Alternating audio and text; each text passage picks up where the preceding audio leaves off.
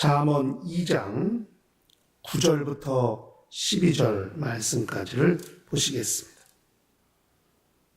그런즉 내가 공의와 공평과 정직 곧 모든 선한 길을 깨달을 것이라. 곧 지혜가 내 마음에 들어간 지식이 내 영혼에 즐겁게 될 것이요 근신이 너를 지키며 명철이 너를 보호하여 악한 자의 길과 패역을 말하는 자에게서 건져내리라. 아멘.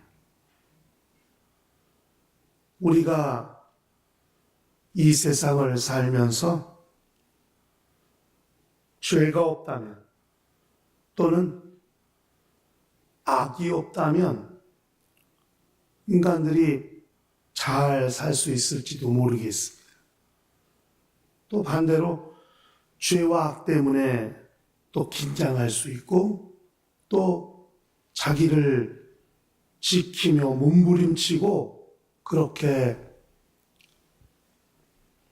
자기를 보호하려고 애를 쓸 수도 있겠습니다만은 결국 인간은 죄와 악 때문에 또 망하게 되고 또 영혼이 힘들어지게 되는 것을 우리는 잘 압니다. 그러므로 이 죄악으로부터 어떻게 자기를 지키느냐, 자기를 보호하는 문제는 대단히 중요한 문제고 또 그렇게 함으로써 자기를 가장 안전하게 지킬 수 있는 방법을 우리는 잘 또 찾을 수 있어야 한다고 생각해요. 오늘 우리가 읽은 잠언 2장 9절부터 12절까지 말씀을 통해서는 어떻게 우리를 보호할 수 있을까? 죄와 악으로부터 어떻게 우리를 지킬 수 있을까? 하나님을 향한 죄, 이웃을 향한 악, 이것으로부터 자기를 지키고 자기를 보호할 수 있고 또 인간의 가장 최상의 안전을 얻을 수 있는 방법이 무엇이냐 하는 것이죠. 한 세 가지로 볼 수 있을 텐데 첫째는 선한 길을 깨달아야 된다는 거예요. 9절에는요. 그 선한 길을 깨달아야만 죄와 악으로부터 보호받을 수 있고 안전을 지킬 수 있다 하는 내용입니다. 그 선한 길이 뭐냐? 공의, 공평, 정직, 공의의 길, 공평의 길, 정직의 길이라고 9절에 그렇게 말했어요. 공의라는 것이 뭡니까? 하나님의 공의, 하나님의 판단, 그 의에 기초하여 그 의에 입각해서 어떤 일을 하는 것을 말하는 거거든요. 그러니까 하나님의 보좌도 의가 기초로 하고 있고 하나님의 판단도 그 의를 기초로 하고 있다면 우리가 사는 날 동안에 인생이 사라지는 날 동안에도 그 공의를 기초로 해야만 정당하게 되고 그래야만 자기를 지킬 수 있다 하는 거거든요. 하나님이 누구를 보호하시냐? 공의롭게 행하는 사람을 하나님이 지키시고 보호하신다는 거예요. 의라는 것이 기준을 말하는 거거든요. 캐논이라는 말이 있어요. 이게 원래 헬라어 말인데 이 복사기나 이런 무슨 여기도 캐논이 있지 않습니까? 그게 뭐냐면 기준, 표준 이런 뜻이란 말이에요. 그래서 이 성경 66권을 헬라어로 캐논이라고 합니다. 왜? 정경, 표준이 되고 기준이 되는 책이라는 말이거든요. 그러니까 하나님의 의, 그게 캐논이에요. 그게 기준이에요. 합격했냐, 합격하지 못했느냐는 기준은 하나님의 의가 판단하는 거예요. 죄가 있느냐, 없느냐, 뭘로 판단하느냐? 하나님의 의로 판단하는 거예요. 그러므로 하나님의 의를 기초로 해 일하는 사람, 하나님의 의를 가지고 행하는 사람, 이 사람을 하나님이 지키시는 거죠. 하나님이 보호하는 거예요. 그래서 의가 있느냐, 없느냐, 이게 하나님의 판단 기준이니까요. 그래서 예수 그리스도께서 의가 되신 것은 우리 영혼이 구원 얻는데, 영생을 얻는데 하나님께서 보시는 기준이 되기 때문입니다. 그래서 예수 그리스도는 하나님의 의가 되시는 분 아니겠습니까? 그것이 우리 삶 가운데서도 그 의를 기초로 해야 한다는 거예요. 그래야 하나님이 지키신다 하는 거예요. 우리가 가는 길이 공의롭느냐 하는 거죠. 두 번째는 공평이거든요. 공평. 이 공평이란 말이 윤리적으로는 평등하다는 뜻입니다.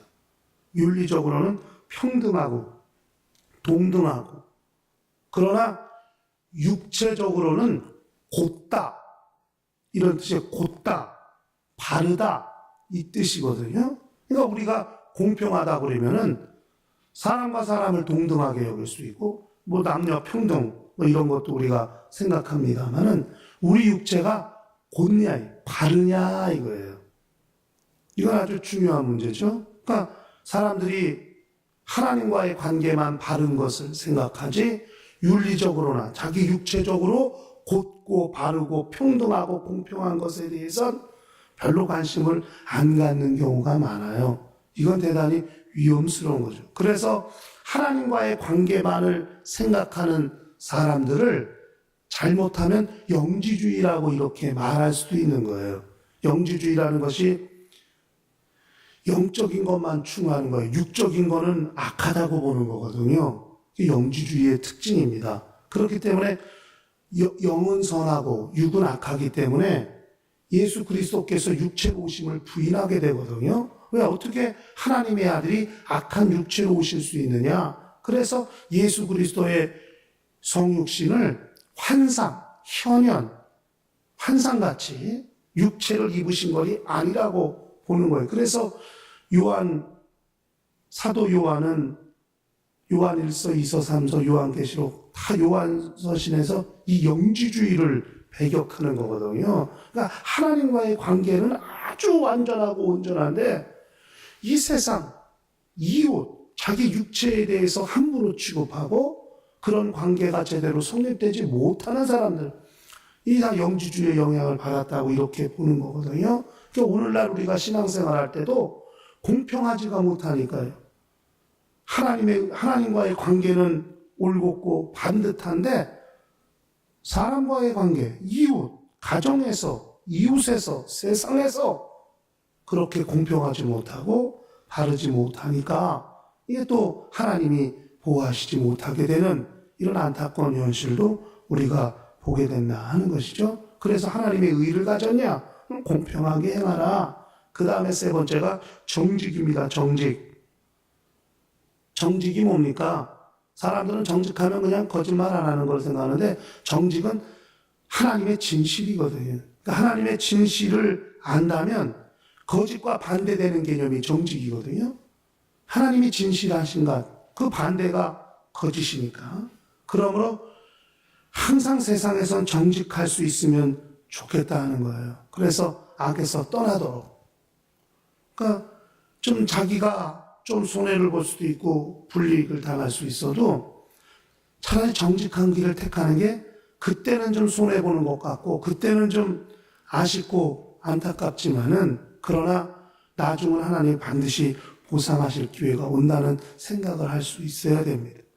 생활 가운데서, 삶 가운데서 거짓을 멀리하는 것, 이거 대단히 중요한 문제죠. 결국 그것이 선한 길을 깨닫게 되는 것이고 마침내 죄와 악으로부터 자기를 지킬 수 있는 길이라고 이렇게 잠언은 보고 있는 것입니다.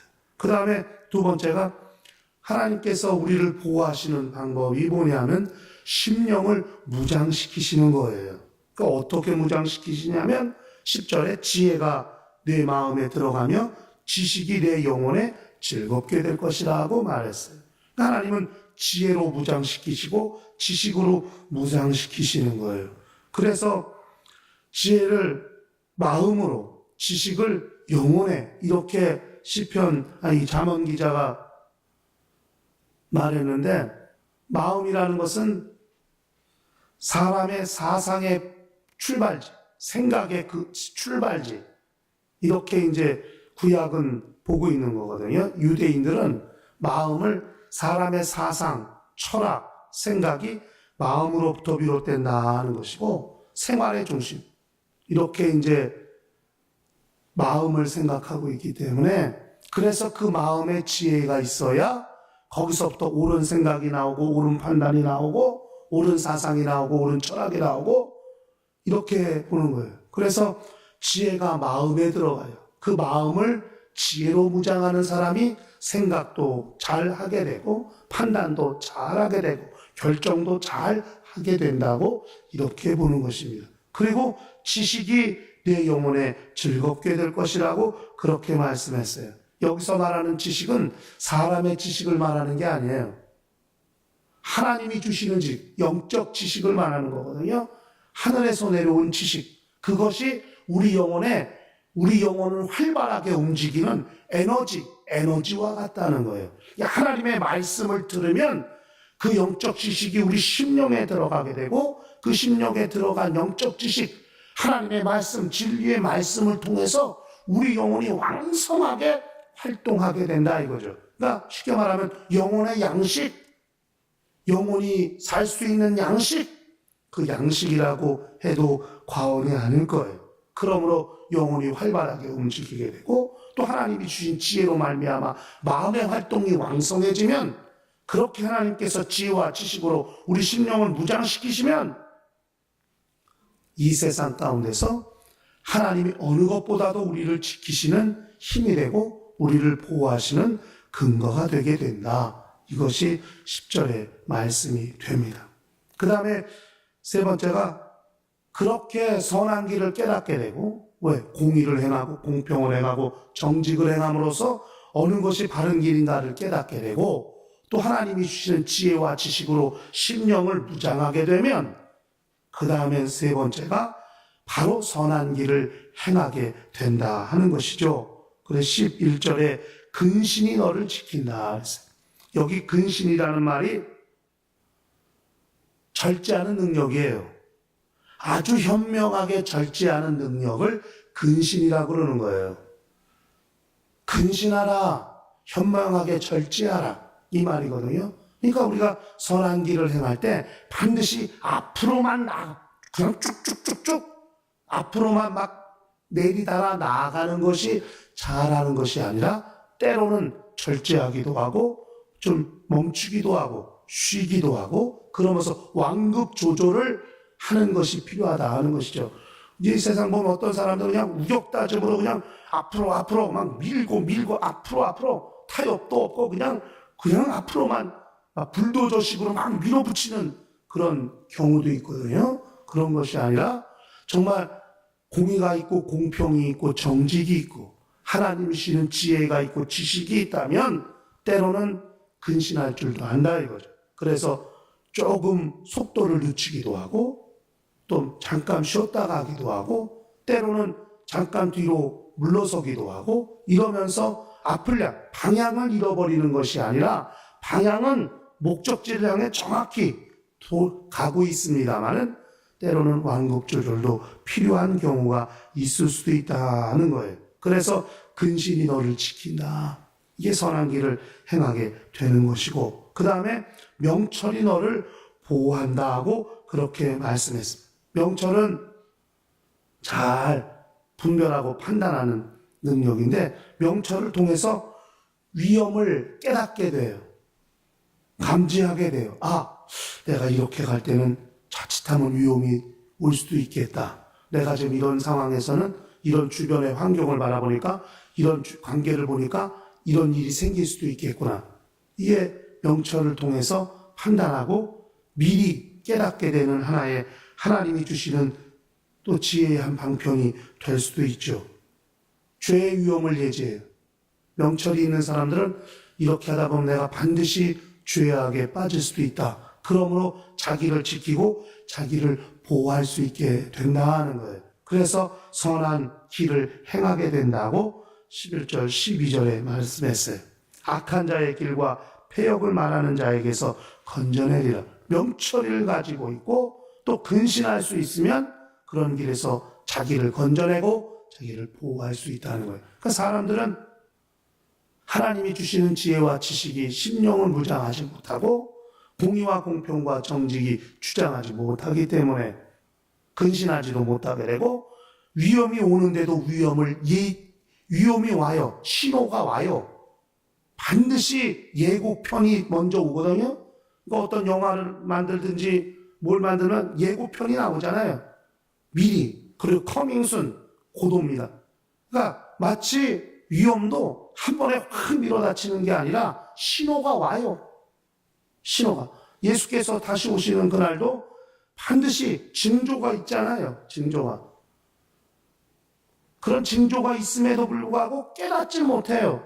느끼질 못해요. 판단하질 못해요. 헤아리질 못해요. 결국 빠지게 되는 거예요.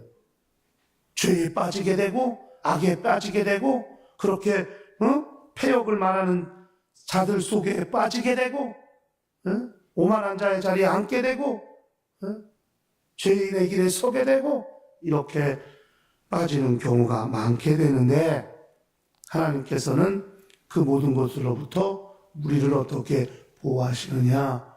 공의, 공평, 정직, 지혜, 지식 그런 걸 통해서 근신하게 하시고 명철로 위험을 예지하게 하셔서 우리를 지키시고 보호하시는 것이죠. 그러므로 일평생 하나님이 우리를 어떻게 보호하시느냐? 하나님과의 관계뿐만 아니라 이 세상을 살아가는 날 동안에도 하나님께서 우리를 보호하시는 방법은 분명하고 확실하고 다양하다 하는 것입니다. 한 가지가 아니라 여러 방면에서 우리에게 공급하시고 그분이 허락하시는 것들을 통해서 하나님께서 우리를 지키신다는 사실을 기억하시고 일평생 하나님이 그렇게 보호하시는 사람, 하나님의 보호 가운데서 영적 생활이 형통하고 건강한 거룩한 심령들이 될 수 있도록 하시기를 예수 이름으로 간절히 축원합니다. 다 같이 통성으로 기도하십시다.